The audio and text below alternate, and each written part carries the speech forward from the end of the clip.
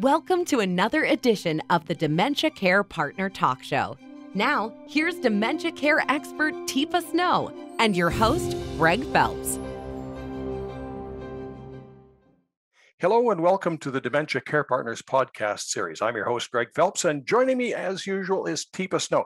Teepa, our topic today is how to deal with delusions. Are they the same as hallucinations? The answer is they are not. Hallucinations and delusions are two different things. And it's not just in definition, it's in function. Okay. In parts of the brain that are impacted. I bet you're curious now, huh? I am, but I thought I had a basic understanding of the brain, but... Yeah. So hallucinations have to do with sensory intake, and delusions are thinking problems. So when you have a hallucination, some sensory is coming in an unusual or odd way, or your brain is making up sensory data and creating sensory data. So it could be visual hallucinations, auditory hallucinations, tactile hallucinations, smell, olfactory hallucinations, or even taste, gustatory hallucinations. But what that means is your brain is misunderstanding data coming in. So it's a misperception of something.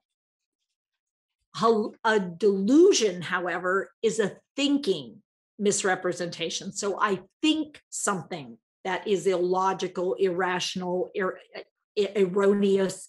I'm delusional means that I am taking data and I am misconstructing. So I think somebody has stolen my pocketbook when I can't find it because I don't remember hiding my pocketbook because I don't trust people. And it usually sits out near the door and I became frightened and I hid it in the trash can under the liner. And I don't have any memory of that.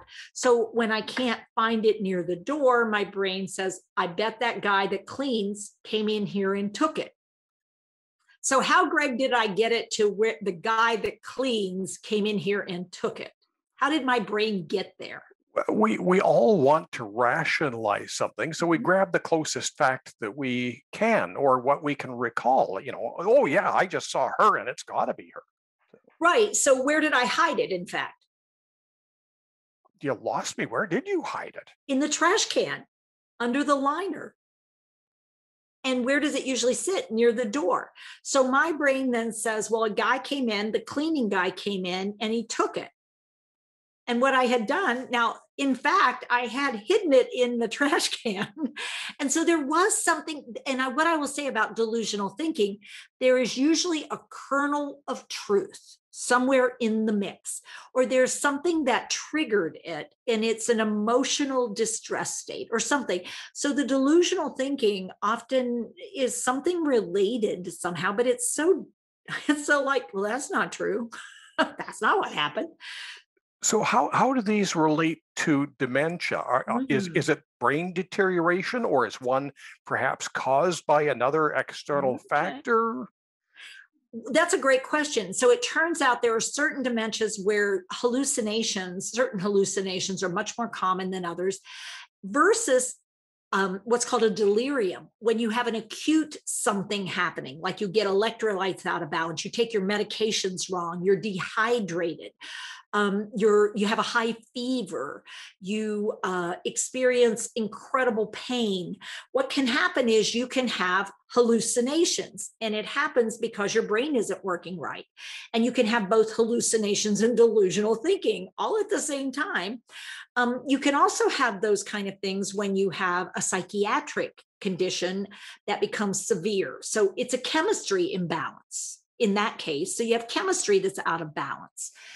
In dementia, we tend to see the greatest number of people who have Lewy body have visual hallucinations, only sometimes have hallucinations of auditory nature. But they often will hear a muttering or mumbling kind of thing, but it's not actually often a conversation. It's just sort of they hear something in the background, which makes them nervous. And then they become paranoid. So that little kernel is somebody's talking about me. But all it is maybe it's a sound of an engine somewhere or a TV down the hall. So it's sometimes built on that. They can also have tactile hallucinations where they think things are crawling on them, or they feel their blood supply when they're working, and they think there are worms crawling, or they're being. So this Lewy body is particularly risky for hallucinations and delusional thinking, because these abnormal proteins form deep inside the brain, but they also form in the occipital cortex for vision, in the prefrontal cortex for thinking problems, so delusions.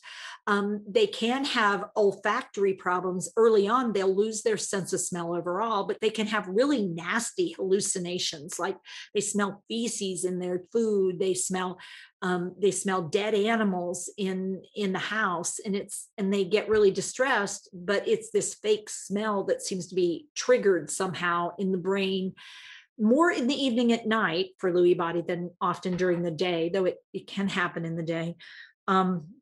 People with Alzheimer's, they don't tend to have that much in terms of hallucinations, unless something else is going on, like there is some kind of acute episode of something, but they will have misthinking. So their brain makes stuff up. Now, is it more confabulations or is it delusional? I mean, that's where it gets a little tricky.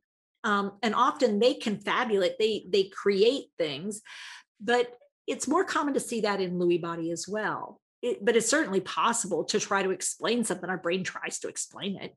So if we see people experiencing any of these, this is sort of beyond just a layman, me going, looking it up on Google and saying, Yeah. Dad's fine, he's just having hallucinations. This Yeah. may require professional intervention. It may, and we want to notice, is this something that's acute and we should really get it checked out, because it means somebody's really sick and somebody's in acute distress. We better figure this out quickly, because it could escalate into a dangerous situation. Dangerous because they are physiologically at risk of expiring, or having something horrible happen to them, or maybe physically they can become distressed to a point where they might try to hurt themselves or someone else in an effort to get this thing to quit or to make the person stop, or and it could be emotionally so traumatic that we want to figure out strategies. How are we going to cope with this? How do we support somebody who's having these things happen? And when do I need to call again for help? Because this isn't their usual. So I think something else is happening now. So what's one thing that we should look out for? A sudden change? Would that be sort of the major alarm? Yeah, if somebody doesn't usually have hallucinations and they're starting to have them, if somebody doesn't usually talk about things that don't make sense to you and they start doing it, yeah, we want to check it out, because, somewhere around 90% of the time there is something acutely wrong. They may have an abscessed tooth, they may have a urinary tract infection. If we have somebody who has Lewy body, I want to know what their usual hallucination pattern and delusion pattern is, because I want to notice if it's different, because it could still signal the same thing. I think something's going wrong with the meds. I think she might have mistaken or misdone, or they have something new happening. So we want to be sensitive to change. And we also want to learn how to respond so that we don't aggravate things by not understanding what we do in the immediate situation, and that we do want to seek support, but in the immediate, trying to help people understand that's not there, that's not what you see, that's not happening. That tends to cause more problems than it solves. Teepa, speaking of support, where can people turn? Do you have information available on the website? We actually do. We've done a couple of sessions on hallucinations and delusional thinking. We've done some at our Live at 5 programs. We've done some in actually webinars that we have on file. And we have some training pieces that might be helpful, as well as handouts. Teepa, thank you very much. You are so welcome. You've been listening to the Dementia Care Partners podcast series. For more information on today's topic or other information relating to dementia, go to teepasnow.com.